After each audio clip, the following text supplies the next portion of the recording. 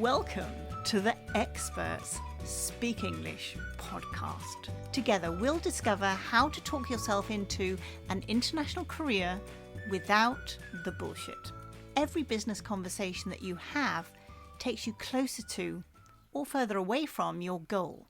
So this show is about getting both informal and formal conversations right, whether that's a confidential personal chat with a key player on your team or on the stage in front of hundreds of industry experts.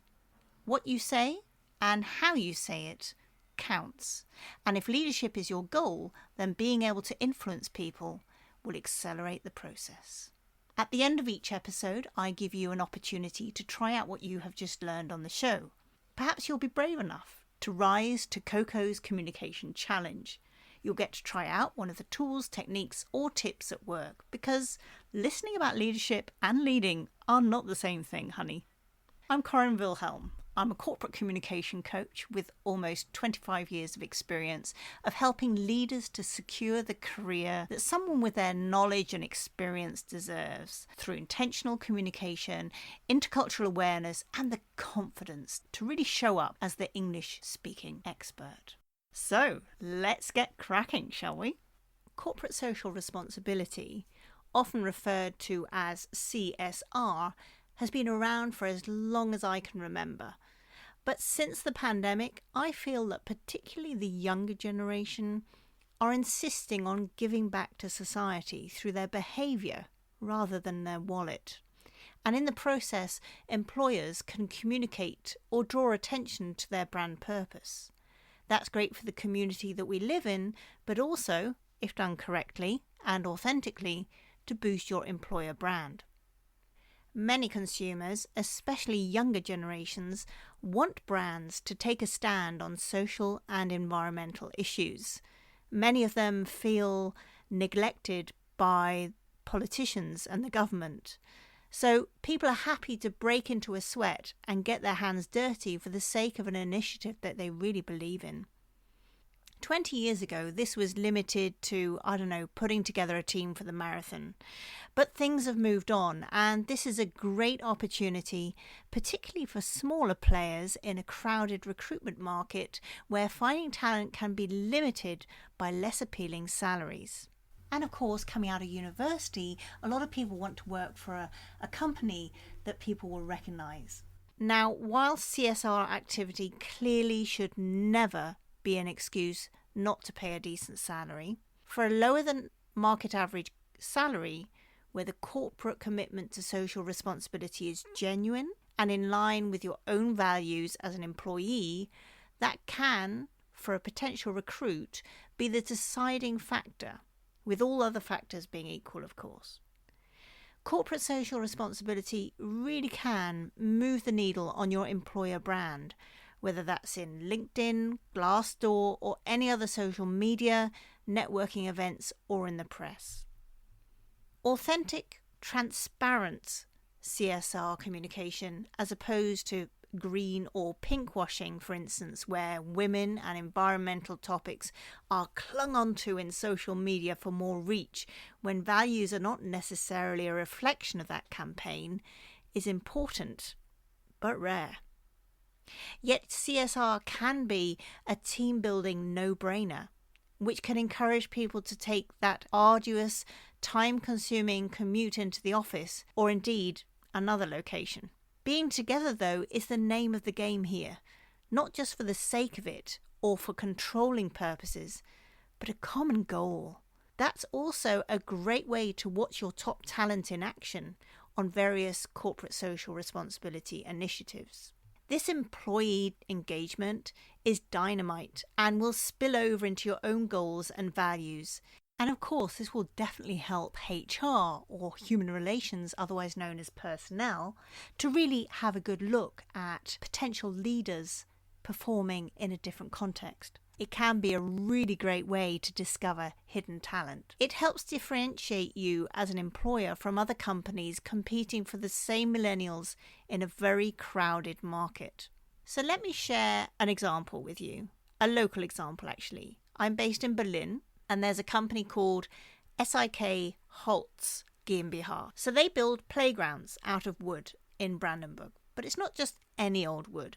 They make it out of Rubinia wood. This wood is a very high quality wood, and it turned out to be a competitive advantage without having to treat the wood chemically.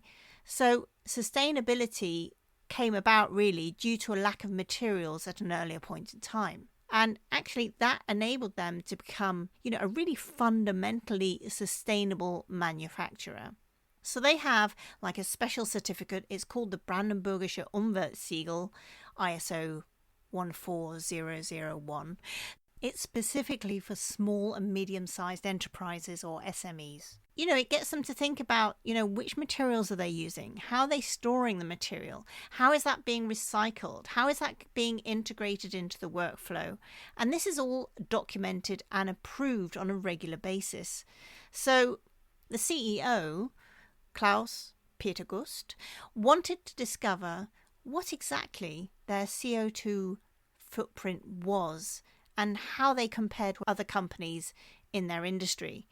And so they hired a professional to measure that. Now, this is going back to February 2020. This is in the middle of the pandemic. And they wanted to find out really like the nuts and bolts, like per employee in comparison to other organizations.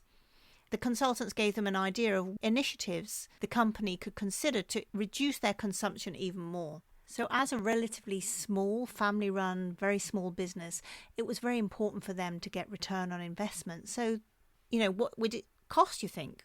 Well, in reality, it didn't cost them that much. It cost them less than 2,000 euros for, not just the information gathering stage, but it was like an ongoing process, and they had lots of really good ideas that they could turn around at the end. So yes, they got a certificate, and that's great, and that's on their website. You can see that. But what is the point of the certificate? Well, by having this certificate, they're hoping to do something to help their employees. So they're based out on a limb, bit, kind of off the beaten track, and you kind of need a car to get there. So they're hoping to use this certification, this ISO standard, to help them to convince the local public transport system to extend their service to transport the employees to and from work, so as a kind of cooperation. So do you see the whole issue of corporate social responsibility can be very wide-ranging, and yet it can be a bit of a double-edged sword, can't it? On the one hand, when organisations do something to give something back to society, it's often greeted with a fair degree of cynicism. But on the other hand, if they do nothing for the community and focus purely on profit, which is quite frankly what the shareholders would like many companies to do, then that's not acceptable either. So whichever way you look at this, the companies will face criticism. So to my mind, owners and directors need to think about their own values first as an organisation. What is it that you as an organisation want to focus on? Ultimately, you cannot be doing good in all areas. So when it comes to making an impact, it's wise to focus on one source of responsibility and zone in on that. Ideally, not just with money, but with engagement. To my mind, certainly in terms of building a sense of community, really working on your communication and establishing that strong corporate brand, that employer brand that we're going for, then engagement is definitely the best option. If you look at the SIK Holt's website, you will see that their employees are not only using sustainable materials, which, let's face it, would be very easy for their competitors to copy, but also getting actively involved with their local community by working with local schools to teach them woodworking skills and refugees. And that, to my mind, is the most authentic and hands-on approach that will really build a sense of creating something together. And that's how team building works. You need this common goal. So if any of you have ever been to the Berliner Mauerpark and have noticed those beautifully brightly coloured wooden elements in the playground, they're in diversity colours. That was SIK Holt's. So you see, your engagement as an employer can literally serve whoever and whatever cause feels right for your brand. I also found out about BKK, which is a big German health insurance provider. They found that through transparency and consultancy, they really managed to secure themselves a competitive advantage very early on when none of their competitors were really thinking about this social focus. So how do you find the right lever in your organization without having to hire an expensive management consultancy? They decided to really dig deep and discover which values and priorities people in the organization shared, what was a good fit for them. And sometimes we're just too busy to take time to notice what matters to people, aren't we? So what impact does our product or service have on our community? Do we create a community that is healthier, more resilient and safer? Or do decisions that we make at work have a negative impact on those living around us or for the planet at large? These are the questions you need to be asking yourself. To craft a compelling brand purpose narrative around environmental or social issues, and this is where the communication element comes in here, there are a couple of steps that you can follow. I'll just give you an overview first of all. There are 5 steps. First of all, you have to define your brand's core purpose. Step 2 is to share stories about your cause that people can relate to emotionally. Step 3 is to highlight your brand's actions and impact. Step 4 is to invite stakeholder participation. Step 5, the final one, is to use emotive, authentic language. Okay, so let's have a look at these one at a time, shall we? In terms of defining your brand's core purpose, you really need to start by collaboratively and clearly articulating what exactly your brand's purpose is beyond just making a profit. What positive impact do you want to have on society or the environment, for instance? This purpose should align with your brand values and be authentic to your company's mission. For example, take Patagonia. They're a provider of sportswear, but they're not doing like the fitness stuff. They're looking at the people that are out in nature. And their purpose is, we're in business to save our home planet. Now, the cynics among you will say, oh, yeah, right. Well, this sounds all very fancy. But are they really? But their environmental activism is core to their identity. I know someone who works there, and they said that it feels really good to be a part of Patagonia. Bingo. Employee loyalty secured because they are genuine about making a difference. So number 2 was to share stories about your cause that people can relate to emotionally. Don't just state the facts and figures. Use storytelling techniques to bring your purpose to life through narratives that really evoke emotions and create personal connections with your audience. Share real, pragmatic stories about how your products, services, and initiatives have really made a positive difference. Use vivid details. Showcase individuals that they will identify with. Add narrative arcs to your hero stories with conflict and resolution to engage people at a deeper level.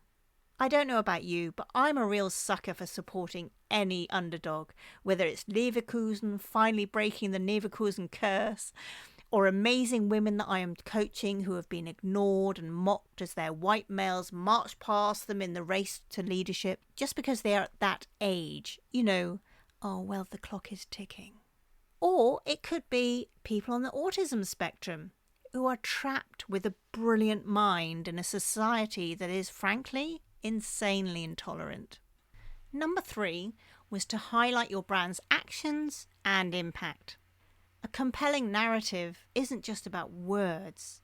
It's about demonstrating real-world impact through your brand's actions. Provide concrete examples. Use numbers and stats, photos and facts of how your company is living its purpose through sustainable practices, ethical sourcing, community programs, etc. Capture the moment. So, for example, Ben & Jerry's, they highlight their efforts around issues like racial justice and refugee rights through powerful storytelling campaigns. It's just not enough anymore to use recycled paper in the printer. There needs to be more meat in the game than that. Some companies launch such a stance with lots of publicity, and then they slunk back into the commercial norms that are less expensive and easier to turn around.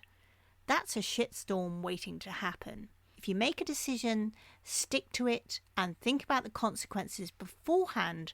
And as hard as you might think it is to get good publicity, I can assure you, having worked in PR for many years in big corporates, that getting over negative publicity is so much more hard work. So do your research and get it right. Find out whether this is a good fit for you before you start shouting from the rooftops. So, for example, there was a magazine in Germany. They started using regular people as models. And I thought it was a great initiative. But maybe these women, weren't as good at modelling. Maybe it took them too long. Maybe it didn't really come over well. But they kind of went back to using models again. They might not have used super skinny ones that they were using before. And they might have tried to find more authentically looking women that most of us could relate to. But it was definitely a step back. And that doesn't really win you many brownie points. So number 4 was to invite stakeholder participation. Make your stakeholders, so the people involved in your organisation, feel like they're a part of the journey towards your purpose. Involve your customers, employees, partners through interactive campaigns, events, feedback channels and recognition programs aligned with your mission. It's this two-way dialogue that builds a deeper sense of community and makes them feel a part of this exciting mission.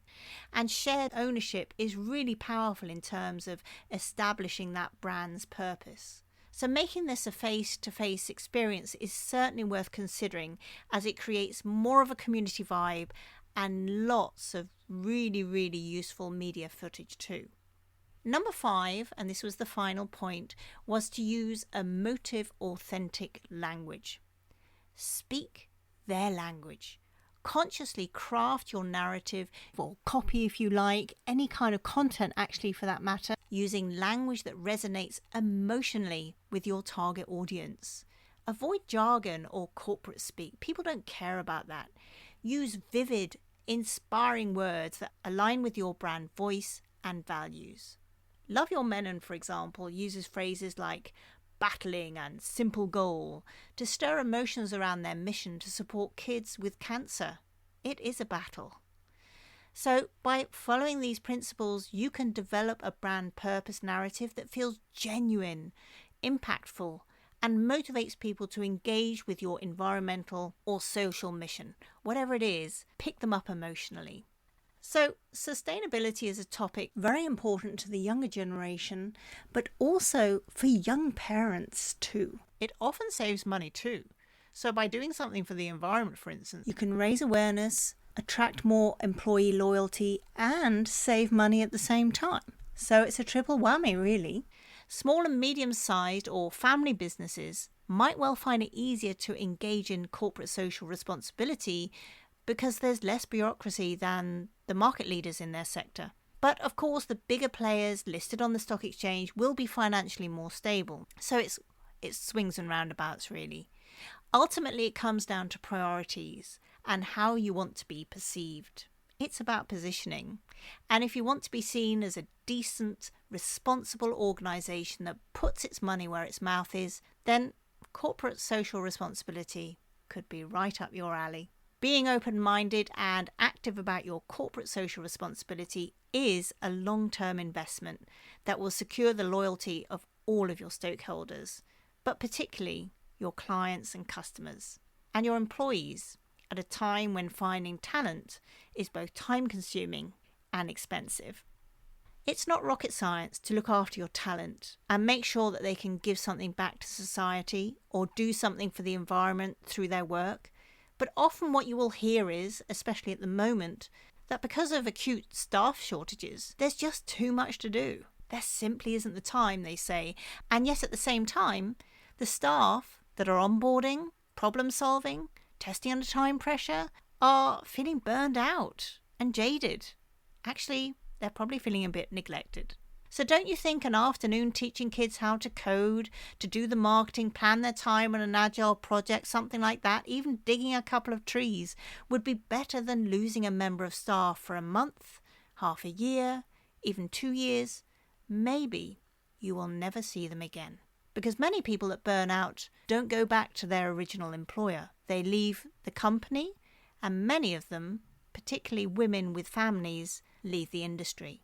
And that's why in STEM or STEAM, so science, technology, engineering, maths, that kind of thing, these male-dominated industries are particularly prone to losing women after either maternity or a burnout.